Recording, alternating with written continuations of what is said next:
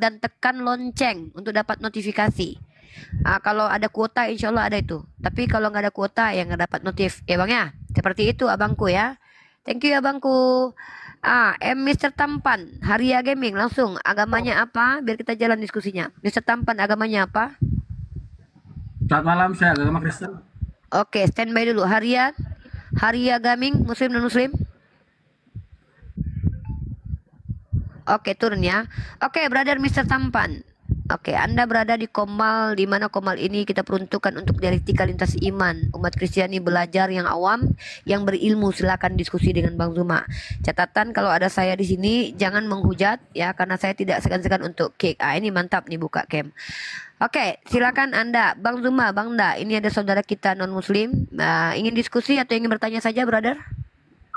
Ingin bertanya dengan Bang Zuma, boleh? Oh tentu memang tugasnya bertanya saja ke Bang Zuma. Oke ya. Dengarkan jawaban Bang Zuma. Kalau Anda bertanya jangan diganggu, di mute. Kalau seandainya selesai bertanya, siap? Oke lanjut. Bang ambil alih bang, biar saya mute mic saya. Silakan brother.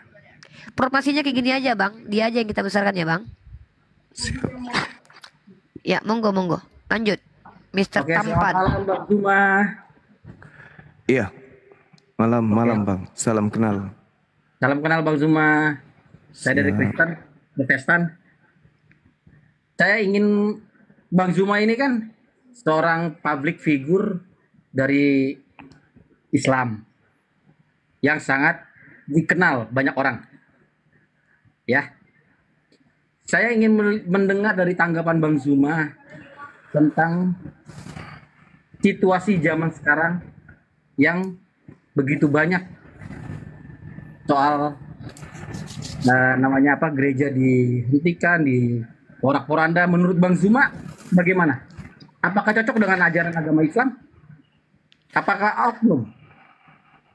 Iya, jadi di Islam itu Bung, tidak ada perintah di dalam Al-Quran untuk merusak rumah ibadah. Itu di Islam. Mau cari dimanapun, di dalam hadits kah atau di dalam Al-Quranul Karim, itu tidak akan pernah ditemukan sebuah dalil di dalam Al-Quran itu perintahnya kemudian untuk merusak rumah ibadah orang lain. Bahkan Nabi Muhammad diajarkan dalam keadaan berperang saja, umat Islam itu diajarkan oleh Nabi Muhammad ketika orang di luar Islam ini dalam perang minta perlindungan. Perintah Nabi Muhammad itu lindungi. Bahkan bukan hanya sekedar dilindungi. Apa kata Allah dalam Al-Quran? Sampaikan dia pada tempat yang aman. Itu perintah. Di dalam Al-Quran surah apa itu? Saya lupa. At-Taubah ayat ke-6. Coba Anda buka. Di situ perintahnya. Wa in ahadum minal musyrikin tajarah. Apabila kemudian ada orang yang meminta perlindungan padamu. Orang-orang kafir nih minta perlindungan. Dalam perang pun. Apa kata Allah? Fa'ajirhu hatta yasma'a kalam Allah. Maka lindungi mereka, berikan mereka perlindungan. Itu perintah dalam perang. Musuh sudah menyerah, lindungi segera. Summa abalighu ma'mana. Kemudian sampaikan dia kepada tempat yang aman untuk dia. Dalam perang. Apalagi dalam keadaan nyaman seperti ini. Di bawah ruang lingkup negara yang kita cintai ini. Tidak boleh merusak rumah ibadah. Itu tak boleh. Tidak bisa. Dalam perang saja itu tidak bisa. Apalagi dalam keadaan tenang seperti sekarang. Itu di Islam, Bung. Jadi kalau ada yang merusak rumah ibadah, mengganggu orang lagi ibadah, itu oknumnya. Karena tidak ada dalil di dalam kitab suci Islam untuk memerintahkan itu. Itu yang pertama.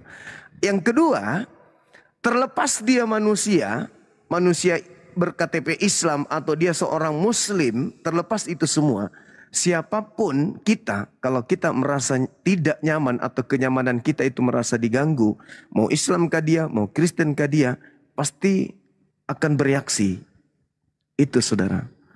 Sama seperti mohon maaf, di Papua, kalau ada orang Islam tiba-tiba berencana mendirikan masjid, mendirikan sekolah Islam atau pesantren, tidak mungkin mulus begitu saja.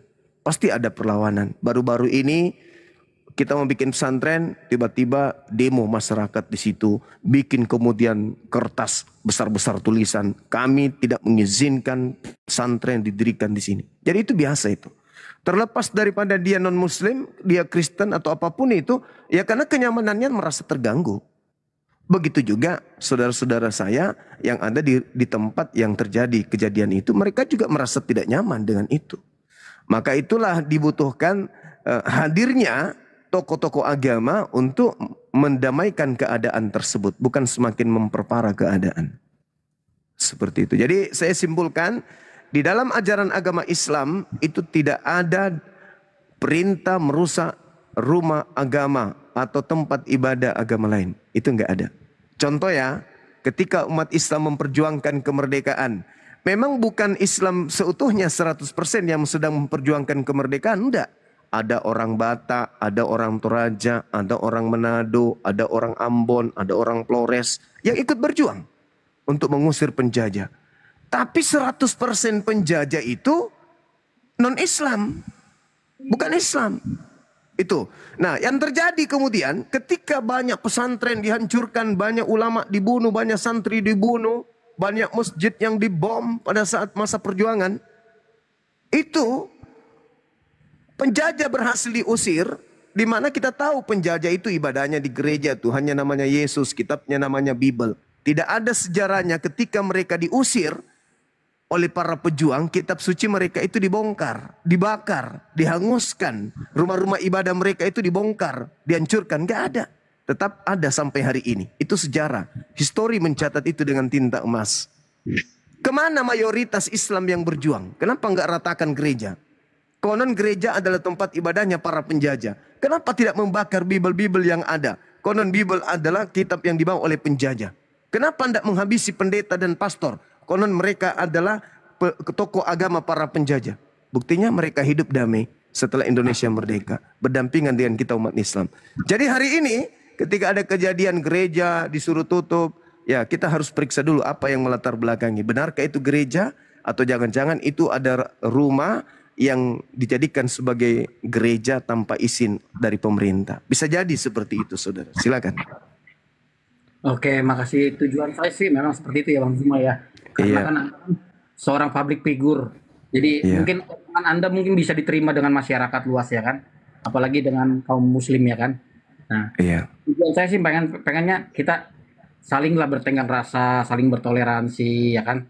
Iya. Kalau yang dibilang sama Bang Zuma dulu seperti ini, ya udahlah masa lalu lah itu. Kita lihat Iya. masa depan aja lah. Betul. Bagaimana negara kita bisa harmonis, damai sejahtera ya kan, saling Iya. berhubungan satu sama lain. Karena prinsip saya cuma satu gini doang. Maupun itu Tuhan Muslim, Tuhan Kristen, mau Tuhan Buddha, Hindu, semuanya pasti menyatakan yang ingin baik.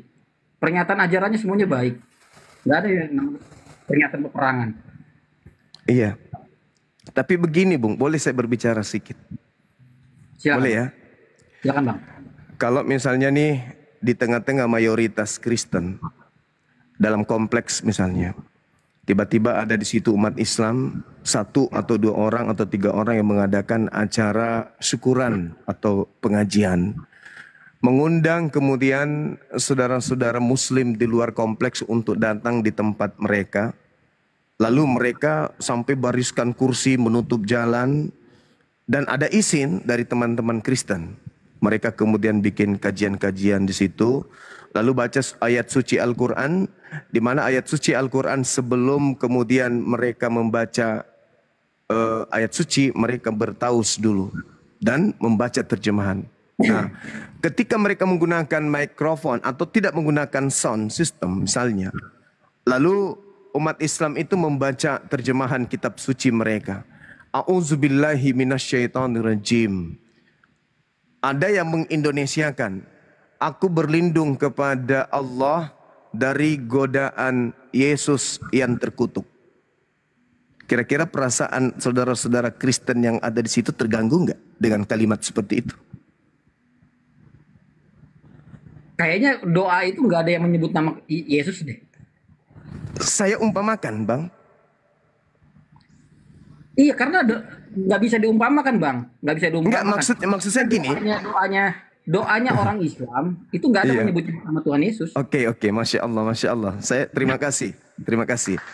Tetapi ketika itu terjadi, aku berlindung kepada Allah dari godaan Yesus yang terkutuk. Bukankah di dalam Galatia 3 nomor 13, Kristus telah menebus kita dari kutuk hukum Taurat dengan jalan menjadi kutuk karena kita. Sebab ada tertulis, terkutuklah orang yang digantung di atas tiang salib. Sekarang orang yang digantung di atas tiang salib itu siapa namanya? Yesus. Terkutuk nggak di situ tertulis? Terkutuk. Terkutuk. Jadi kami membaca, aku berlindung kepada Allah dari godaan Yesus yang terkutuk. Pasti orang Kristen akan marah. Jangankan untuk kemudian sampai ada pemikiran itu terjadi, orang Kristen pun semisal Anda kaget, oh kan tidak ada Yesus di situ. Oke, bayangkan saudaraku, ini yang terjadi. Depan rumah saya nih, 15 meter dari rumah saya nih, tempat saya duduk sekarang, saudara saya Kristen. Mereka sering kebaktian. Mereka membaca kitab Filipi 2, nomor 6, nomor 7, nomor 8. Apa yang mereka baca? Theos harusnya kan diganti. Allah mengosongkan dirinya dan Allah tidak mempertahankan keilahiannya, melainkan Allah mengosongkan dirinya, lalu Allah mengambil rupa hamba, dan Allah menjadi hamba, dan Allah menjadi taat, bahkan Allah taat sampai mati di atas tiang salib. Kami umat Islam ada berontak ketika Allah digunakan menjadi manusia, menjadi hamba, mati digantung di atas tiang salib. Perih ini bang, perih. Tapi saudara Kristen menganggap itu hal biasa kan? Sedangkan tadi ketika saya berkata bahwasanya kami berlindung kepada Allah dari godaan Yesus yang terkutuk. Dalilnya ada di dalam Bible, Yesus terkutuk. Tapi kami nggak mau merusak tatanan keagamaan di negara kita ini. Tapi kalau saudara Kristen dengan nyamannya menuduh, mengatakan Allah mengambil rupa manusia, lalu kemudian mati di atas salib, dibunuh oleh manusia. Sekarang kalau saya mencari data saudaraku, saya tidak menemukan original teks di dalam kitabnya orang Kristen ada kata Allah.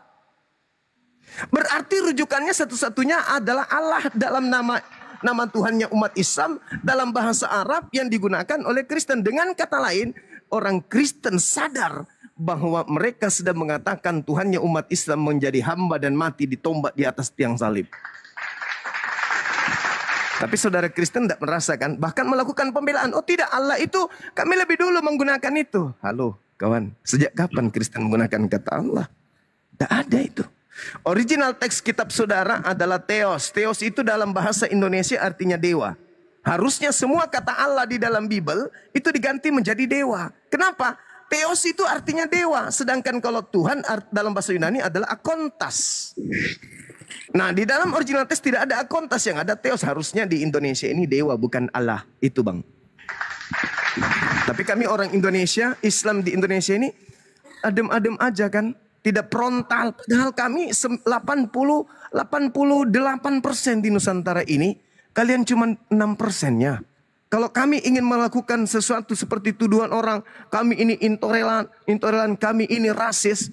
Berapa persen? Tidak cukupnya kami bagi-bagi. Tapi tidak, Islam menyayangi, mencintai saudara-saudaranya non-muslim. Ketika mereka mengatakan kitab mereka itu adalah Alkitab. Padahal tidak ada dasar secara literasi, tidak ada dasar secara ilmu, tidak ada dasar secara ilmiah, secara histori. Kitabnya orang Kristen disebut Alkitab. Kalian mengatakan kitab kalian itu dengan sebutan Alkitab.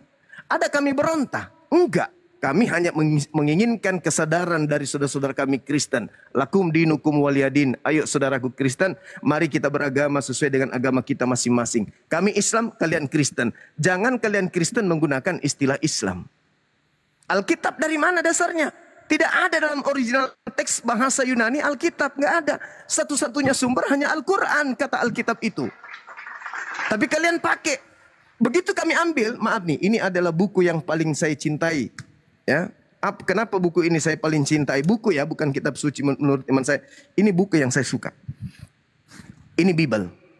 Yang tertulis Alkitab di dalamnya. Begitu kubuka, di sini ada perintah, ada pengajaran seorang anak perempuan berdua. itu memperkaos ayah kandungnya sendiri. Disebut Alkitab, tidak layak. Karena Alkitab itu adalah sebutan nama lain, nama suci bagi Al-Quranul Karim. Saya buka Kejadian 19 nomor 34. Seorang anak perempuan memberikan minuman keras kepada ayahnya supaya dia bisa meniduri ayahnya.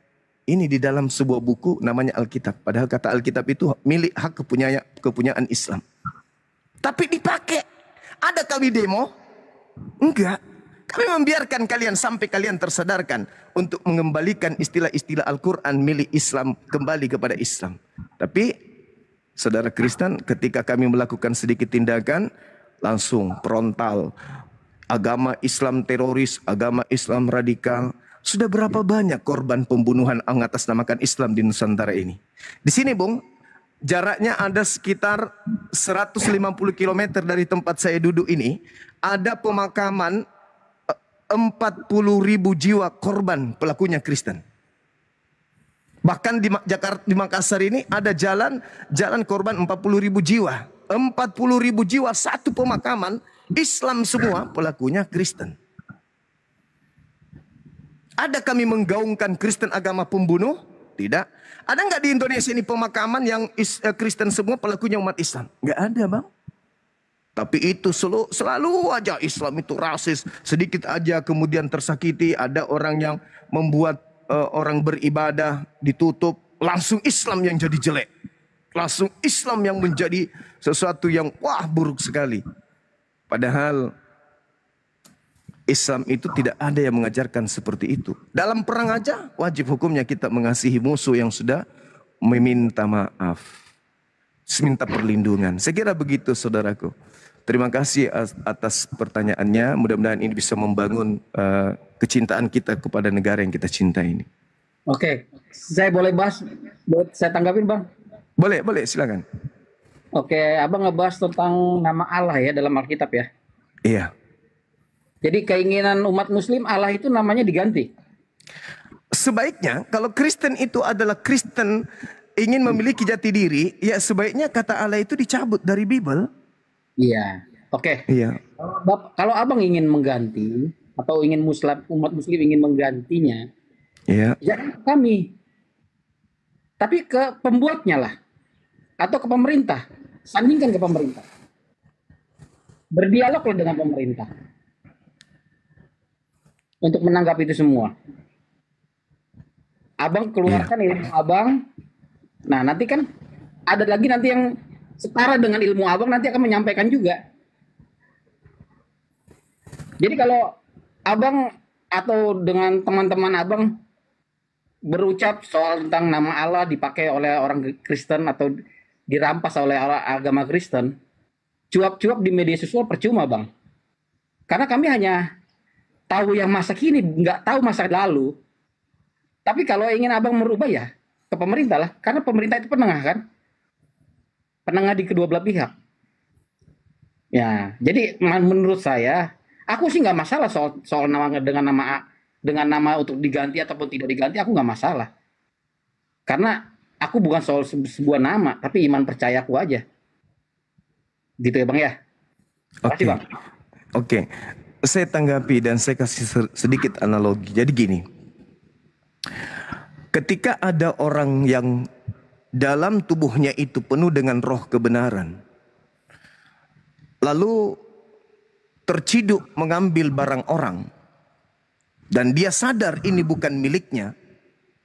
Ketika sang empunya datang mengatakan itu milik aku, itu punyaku. Orang ini tahu memang betul punyamu. Tapi apa kata orang itu? Ya ini memang punyamu, silakan lapor ke polisi. Kalau kau kemudian bisa dibela sama polisi, ambil kembali. Tapi kalau tidak ya sah-sah saja dong saya pakai. Meskipun ini bukan punyaku. Orang bijak itu tidak seperti itu. Apalagi berbicara mengenai keyakinan. Berbicara mengenai keyakinan. Tidak perlu pemerintah. Tidak perlu aparat. Kalau itu memang punyanya orang. Ya tuh kita sendiri yang sadar. Kembalikan orang punya. Karena ini masalah agama. Salah kita dalam beragama. Salah kita dalam berkitab suci, ya agama kita ini bermasalah. Sebuah agama yang bermasalah kitab sucinya, agama itu bermasalah. Dan kalau agama itu bermasalah dari pokok pondasi primer akidahnya, maka agama itu bermasalah. Masakan Tuhan mengutus seorang rasul mengajarkan sebuah keyakinan yang bermasalah? Itu dulu. Jadi tidak perlu kemudian datang ke pemerintah.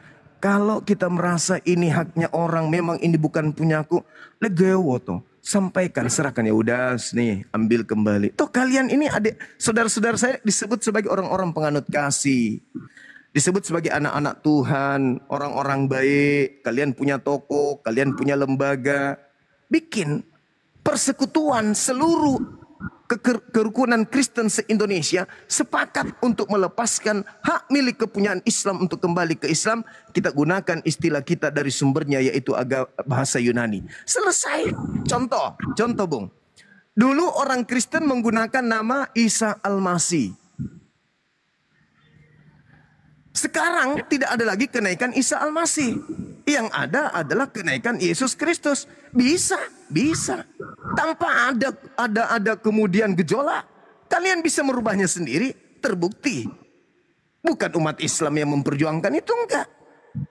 Bukan. Bagaimana dengan nama Allah? Tidak perlu diperjuangkan umat Islam. Selayaknya kami tidak perlu memperjuangkan nama Isa Al-Masih dicabut dari sana. Kalian sendiri yang menghentikan itu. Makanya di kalender sudah tak ada lagi nama Yesus mungkin. Isa, yang ada hanya Yesus. Kalau itu bisa terjadi, kenapa kata Alkitab, kenapa kata Allah tidak dilepaskan? Tidak perlu melalui pemerintah. Meskipun ya bagus juga kok melalui. Justru kalau melalui pemerintah saya rasa terkesan dipaksakan. Artinya berarti saudara Kristen tidak ridha, tidak ikhlas nama Tuhan kami dilepas di Bible ini. Kan saudara Kristen tidak beriman kepada Tuhannya umat Islam. Kenapa harus ada Tuhannya umat Islam di dalam sini? Oh, itu bukan Tuhannya umat Islam, Bang. Itu Tuhan kami. Dari mana dasarnya kata ALLAH ini kalian ambil?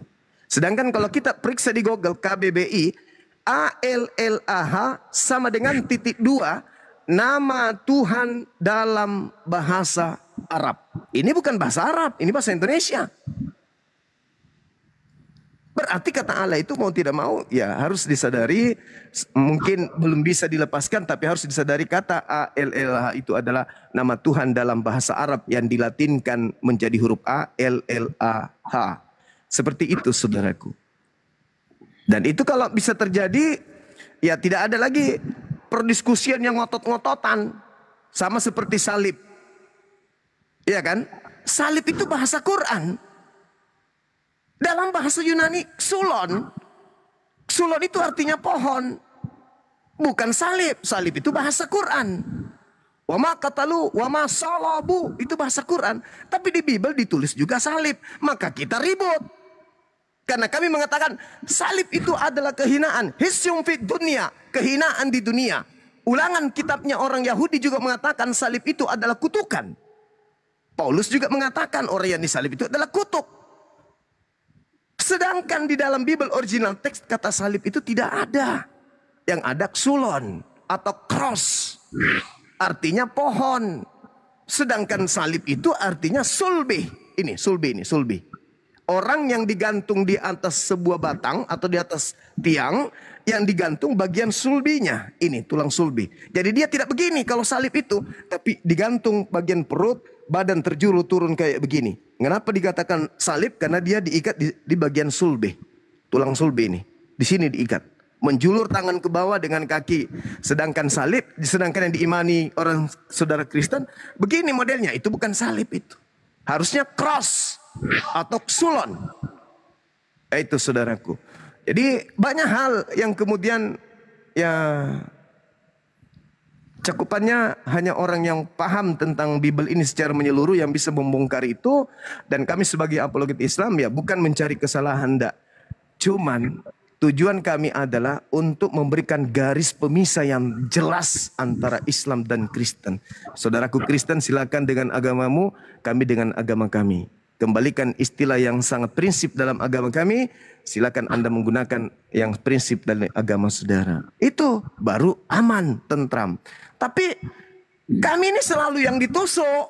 ditusuk-tusuk, kitab kami ditusuk, Tuhan kami ditusuk, nabi kami ditusuk. Bayangkan saudaraku ya, bayangkan nih. Orang Kristen itu tidak mengakui Nabi Isa alaihissalam. Anehnya, Nabi Isa alaihissalam yang mengajarkan tentang kata rasul. Nabi Isa alaihissalam yang mengajarkan kata nabi. Nabi Isa alaihissalam yang mengajarkan kata Allah. Tapi ditolak oleh saudara Kristen Nabi Isa. Sedangkan Yesus tidak pernah mengajarkan Allah. Yesus tidak pernah mengajarkan Injil. Yesus tidak pernah mengajarkan kemudian apa? Kenabian, kerasulan. Inilah yang perlu dipahami kemudian. Makanya kami butuh seperti Ibu Rita Wahyu, kami butuh Pak Bambang Nursena turun gunung untuk kemudian kita berdialog tentang ini. Karena kalau tidak akan selalu berdiskusi, berdebat.